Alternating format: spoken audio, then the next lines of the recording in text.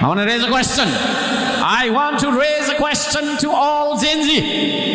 प्रश्न गर्न चाहन्छु, राजनीति भनेको निष्ठामा उभिएर गर्ने चिज हो। तर्क बहसमा आउनुहोस् न, को तर्क गर्न आउने आउनुहोस्। बालेनलाई बोलाउनु, रविलाई बोलाउनु, कुलमान घिसिङलाई बोलाउनु, केपी ओलीलाई बोलाउनु, होइन हर्क साम्बाङलाई पनि बोलाउनु। गैँती थमाउँछौँ, कोदालो थमाउँछौँ, औजार थमाउँछौँ, किनभने यो मात्रै त्यस्तो एउटा हतियार हो जुन हतियारले भोकमरी नामको शत्रुलाई, गरिबी नामको शत्रुलाई सदाको लागि नाश गर्न सक्छ।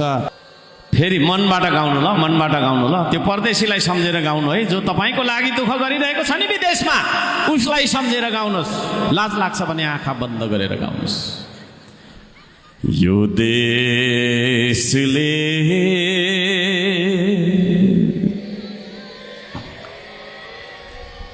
परदेशी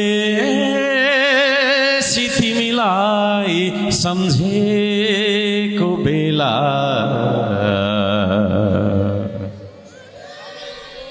मान्छे तर्क सापा भन्दा मनमा मैला छैन, मेरो मनमा पाप नभएको मान्छे, जीवनमा आफ्नो लागि केही नसोचेर तपाईँको छैन देशकै लागि मात्रै सोचेर हिँडेको मान्छे, जुन मान्छेले यो देशको भक्तिभावमा यो समाजलाई जुटाउने प्रयास गर्दै, यो समाजलाई सुधार्ने प्रयास गर्दै 1000 भन्दा धेरै गीत लेख्यो र गायो।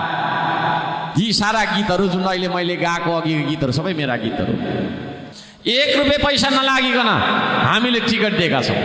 यो हो संस्कृति है। समानुपातिकमा बस्नलाई 50,000 तिर्नुपर्ने, प्रत्यक्षमा 1 करोड तिर्नुपर्ने, कहाँबाट ल्याउने 1 करोड? एमसीसी भनेको राष्ट्रघाती सन्धि हो। त्यसको विरुद्धमा वर्षौं वर्ष आन्दोलन गर्ने एउटा एकल अभियन्ता पनि हुँ म। यो देशको स्वाधीनतालाई बचाउनका लागि, यो देशको सीमालाई बचाउनका लागि, यो देशको हामी सबै तपाईँको छैन don't be misled, never be misguided है।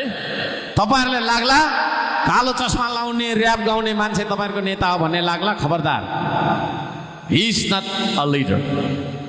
कोही अस्ट्रेलियामा छन्, यी सारा तपाईँको छैन देशहरूमा पसिना बगाउन जाने ती परदेशीलाई हामी यहाँबाट सम्झन चाहन्छौँ। यो देशमा हामीले किन गरी खान सकेनौँ? हामीले यही देशमा बसेर आफ्नो केटाकेटी किन पढाउन सकेनौँ? हामीले यही देशमा बसेर बिरामी हुँदाखेरि उपचार गर्न सक्ने आर्थिक अवस्था किन बनाउन सकेनौँ? अब हामी आफूले आफैलाई प्रश्न गर्ने बेला आएको छ आदरणीय दाजुभाइ दिदीबहिनी। त्यसो भएको कारणले गर्दाखेरि ती परदेशीहरूलाई माया सम्झना छ हाम्रो, र ती परदेशीहरूले पनि हामीलाई सम्झिरहेका छन्।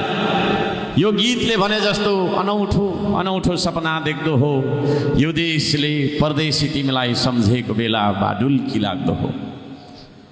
झसङ्ग झसङ्ग झस्किँदै आधारातमा उठेर तपाईँलाई सम्झिरहेको छ त्यो परदेशी है। तपाईँको छोरा होला त्यो परदेशी, तपाईँको श्रीमान होला त्यो परदेशी, तपाईँको छोरी होला त्यो परदेशी, तपाईँको बुहारी होला त्यो परदेशी। त्यो परदेशीको पीडा अब हामी सबैले महसुस गर्नुपर्छ।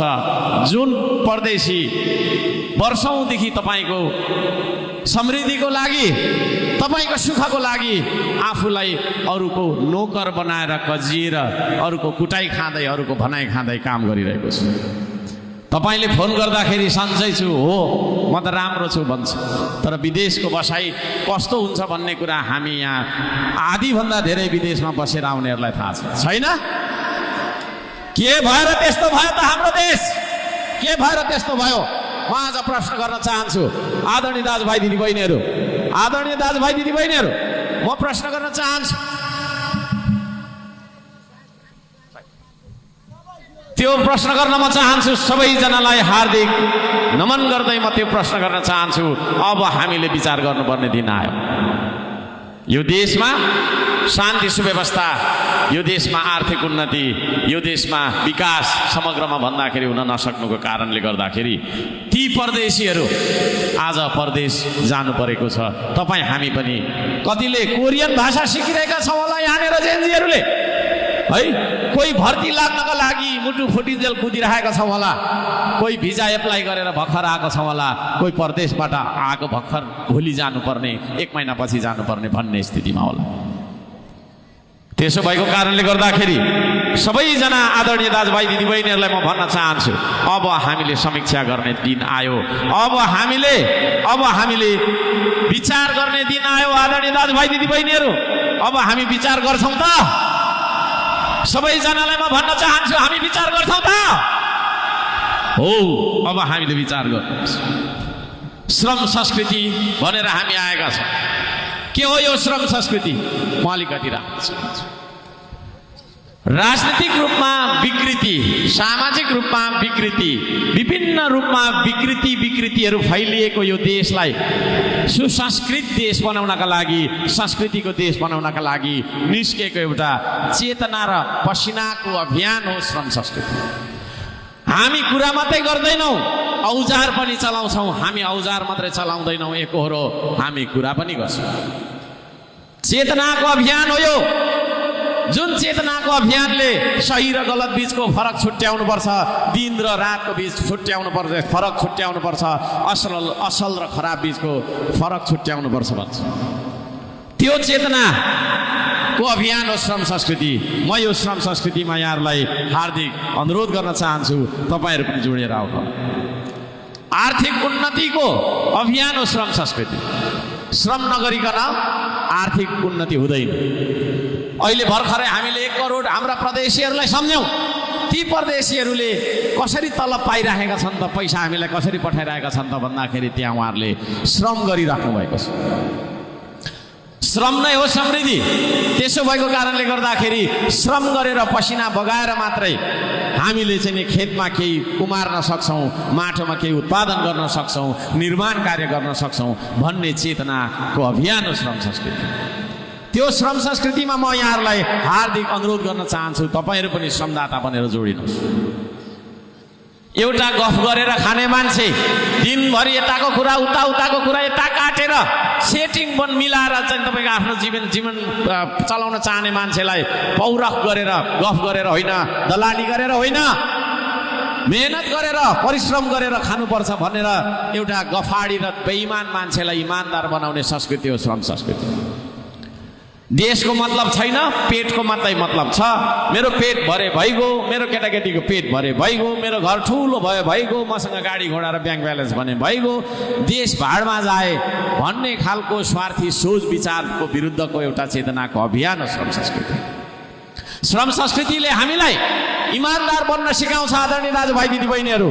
साथै श्रम संस्कृतिले हामीलाई स्वार्थी होइन, यो देशका लागि पनि सोच्ने देशभक्त नेपाली बन्न सिकाउँछ। यहाँहरूलाई लाग्ला एउटा चुनाव चिन्ह लिएर आयो होइन, चुनाव चिन्ह लिएर आयो अनि भोट माग्यो गयो भन्ने मात्रै त्यस्तो नलागोस्। म यहाँहरूलाई भन्न चाहन्छु, यो चेतनाको अभियान हो। यो गफमा मात्रै सीमित छैन। जहाँ जहाँ हाम्रा समितिहरू बनेका छन् ती समितिहरूले थोरैमा पनि सरसफाइका कार्यक्रमहरू गरिरहेका छन्, निर्माणका कार्यहरू गरिरहेका छन्। त्यसो भएको कारणले गर्दाखेरि यो देश बनाउने अभियान हो। म यहाँहरू सबैजनालाई यो निवेदन गर्न चाहन्छु, हामी सबै मिलेर यो देशलाई बनाउनुपर्छ।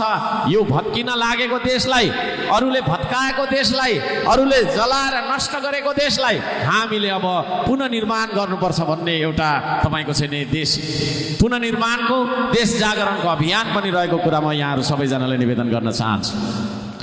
तपाईँहरू देशका लागि काम गर्न तयार हुनुहुन्छ कि पेटको लागि मात्रै गर्ने? पेटको लागि चाहिँ जन्तु जनावरले पनि गर्न सक्छ है। चरा मुसा फट्याङ्ग्रा किरा यी सारा कुराले आफ्नो पेट पाल्न सक्छ ब्रह्माण्डमा। तर हाम्रो अगाडि हामी मान्छे भएको कारणले देश पनि छ, त्यो देश पनि पाल्नुपर्छ। म भन्न चाहन्छु, म सम्पूर्णलाई विनम्रताका साथ 2 हात जोडेर अनुरोध गर्न चाहन्छु, हप्ताको 6 दिन आफ्नो पेटको लागि काम गर्नुहोस्। कम्तीमा हप्ताको 1 दिन देशको लागि निस्कनुहोस् त तपाईँ हामी 3 करोड नेपालीले है हप्ताको 1 दिन मात्रै देशको लागि श्रमदान गऱ्यौँ भने पनि हाम्रा विकासका योजनाहरू आज जुन तपाईँको चाहिँ गतिमा बिस्तारै विदेशी ऋण र अनुदानको भरमा गइरहेको छ, ती विकासका योजनाहरूको रफ्तार 100 गुणाले बढेर चाहिँ जानेछ भन्ने कुरामा हामी विश्वस्त छौँ। तपाईँहरू देशका लागि काम गर्न त चाहनुहुन्छ? म प्रश्न गर्न चाहन्छु, तपाईँहरू देशका लागि काम गर्न चाहनुहुन्छ?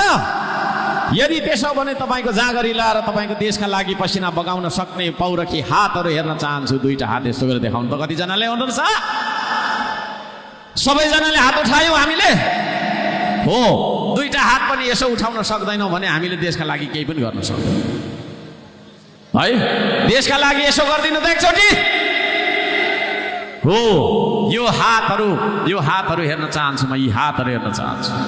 आदरणीय दाजुभाइ दिदीबहिनीहरू, हाम्रो देश बनेन है। नेपाल त यस्तै हो, नेपालमा त केही हुँदैन। नेपाली समय 12 बजीको मिटिङमा 2 बजी जाँदा पनि हुन्छ, नजाँदा पनि हुन्छ भन्ने खालका यो खालको चाहिँ तपाईँको गलत भाष्यहरूलाई अब हामी तपाईँको चाहिँ अन्त्य गरेर अब नेपालमै हुन्छ सब थोक, नेपालमै हुन्छ सब थोक। त्यो सब थोक बनाउनका लागि, त्यो सब थोक सम्भव बनाउनका लागि मसँग दुईटा हात छ भनेर तपाईँले देखाइदिनुहोस्। फेरि देखाइदिनुहोस् 10 चोटि देखाइदिनुहोस्, 20 चोटि देखाइदिनुहोस्। यही हो त्यो दुई हात होइन? यही हो त्यो दुई हात जसले यो देश उचाल्न सक्छ, यो देश बनाउन सक्छ भन्ने कुरामा कुनै दुई मत छैन। आदरणीय दाजुभाइ दिदीबहिनी, अल्छी लाग्यो? छैन। लाग्यो भने भन्नुहोस् है, गीत गाइहाल्छु फेरि। एन्टरटेन पनि गराइहाल्छु नि त म त। आदरणीय दाजुभाइ दिदीबहिनीहरू, हामी विवेकशील बन्नुपर्छ, हामी चेतनशील बन्नुपर्छ, हामी सचेत बन्नुपर्छ। आदरणीय दाजुभाइ दिदीबहिनीहरू, अब यो देशमा हामीले परिवर्तन ल्याउनुपर्छ। हामी परिवर्तनको सङ्घारमा छौँ। नेपालीले परिवर्तन ल्याउनका लागि एउटा मौका आउँछ 5 वर्षमा। हुन त अब यो विभिन्न कारणले गर्दाखेरि अहिले छिटै पनि आयो। त्यो मौकालाई हामी चुनाव भन्छौँ। के भन्छौँ? चुनाव।